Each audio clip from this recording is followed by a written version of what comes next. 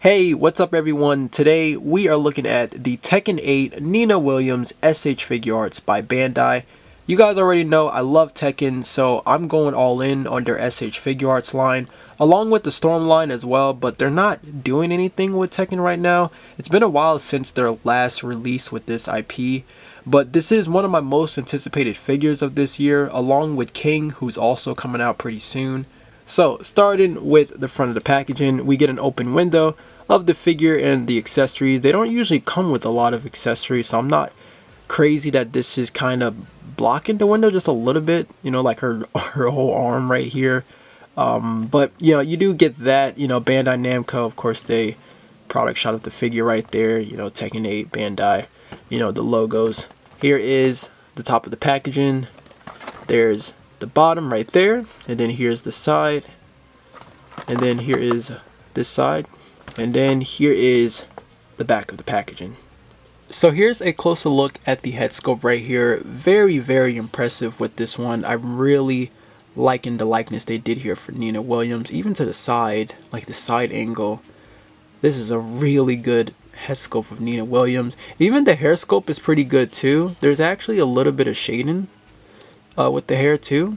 The paint applications for the face came out pretty good too, like the lashes and, you know, the lips and the eyelashes. That came out pretty good. Her leather jacket has a gloss finish here with the plastic, which, you know, makes sense because, you know, it is a leather jacket. And the overall sculpt for the dress came out pretty good too. This is a soft material, so you can, you know, you are able to you know, flex this, of course. The gold paint around the attire came out pretty good too. This right here around her wrist. You also have right here, like on her hand and her forearm. The back of the jacket right here. And then we even have it like on her ankles, like the jewelry here. I do like the sculpting here for the wrinkles of the dress. You also have her, you know, her blades here to the side. She also has a gun holster here. They have like a gun already sculpted like there, really. I do wish it, you know, I just wish that the holster was empty so you were able to actually put the guns there that she comes with. Okay, now for the accessories. So this is going to be the head sculpt and then the interchangeable hands. That's already going to be on the figure.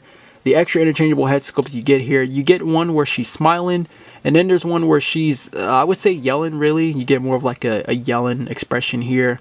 She gets a huge spread of interchangeable hands right here. So hands to like hold on to like her guns, her shades really, you know, and then like, you know, like combat hands really.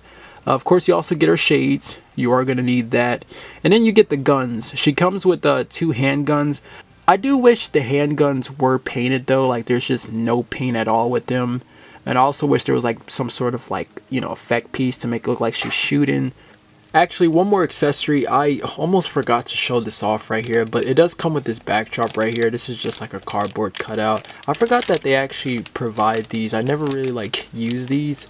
You got the instructions here in the back, but yeah, you also got this here as an option.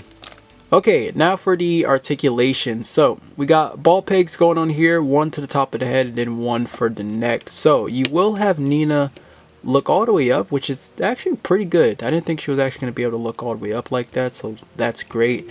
And then she can actually look down pretty good too, actually. She can look down just about there. Pivoting's not the best though. You don't really get a lot of movement from that ball peg. Like this is like as much as you're getting really, not a whole lot, but you do get your standard rotation, so there's that. For the shoulders, we have a ball peg going on here that's going to allow the shoulder to move around. It does work as a butterfly joint. You don't really like get the best range though. You can see how like I'm putting it all the way back like about there, but then forward like about there really. Just a little bit of movement that, like, see, that's as much range you're getting. You can shift the shoulder to go up and down too. You do get a hinge from that shoulder, and it goes just about horizontal. There's also a rotation, well, not really trying to rotate the entire arm, but like where this cut is at, there is a rotation there, and we are double jointed with the elbows. You get pretty good range. You get that much range right there. Again, the rotation's there, and then the wrists do swivel, and then there's a hinge because it's on a ball hinge. Now for the torso, so I thought there was like a ball peg up here. I don't, or is there? Maybe I think there actually is. There's not a lot of movement you're doing with that top joint. And there's not really like a rotation either. I think most of the movement's gonna happen here. Where this cut is at, there is a big ball peg here. So to have Nina crunch forward, you're getting just about there.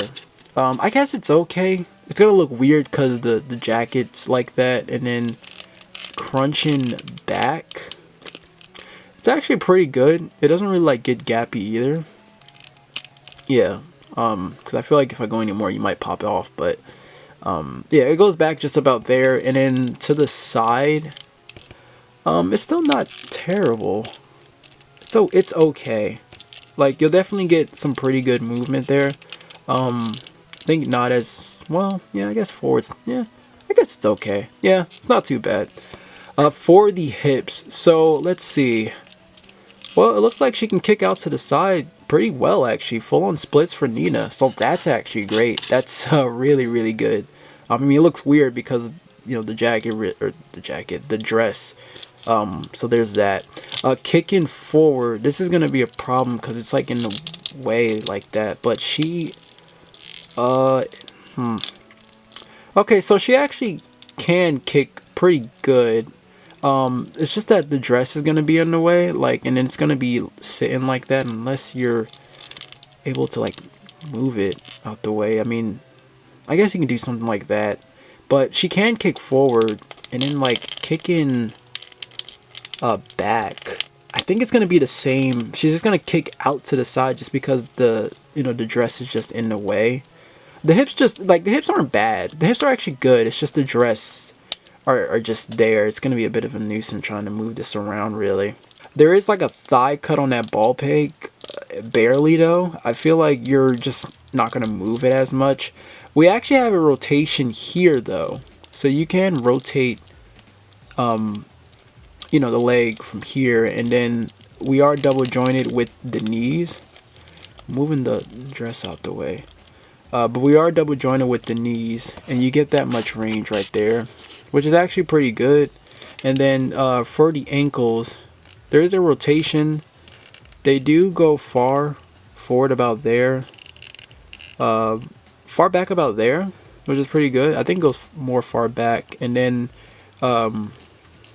we do have a toe hinge too. Now for a comparison, here she is next to the S.H.Figuarts Kazuya and Jen figure. She's just a little bit taller than them, just a little bit. I mean, she is, in heels, so she's gonna be like really close to Jen and Kazuya's height right here. But she does look pretty good next to them. Really looking forward to King when he comes out. Speaking of King, here is the Game Dimensions King figure if you want to know how this scales with the Nina figure. And then here's one last comparison. Here she is next to the S.H.Figuarts Cammy, and then we have the Jada Toys Lucy figure. Okay, so final thoughts on Bandai's Tekken 8 Nina Williams S.H.Figuarts. Very good release overall. I thought for sure she was going to be a lot more limited with the articulation, but she's actually not as bad as I thought she was going to be. The dress will definitely be in the way, which is something I was expecting. But I'm happy that she at least gets some good range in some areas. I think you'll be fine posing her for the most part. I like the amount of accessories she comes with compared to Jen and Kazuya. The paint apps on this figure are incredible, really great sculpt as well, especially the head sculpt. A huge problem I have with this figure is that she can't stand that well, which is why you don't really see me having her on the rotating base. She just has a hard time standing due to the heels. It's a pretty good figure. Like, I'm really liking this figure a lot. But let me know, what are your thoughts on this in the comments down below. If you want to pick this up, Hobby Genki does still have this in stock, but I think it like comes in and out of stock a few times. But that is where I was able to get mine. As always, thank you all so much for watching. I hope you enjoyed the review. But until then, take care, my friends.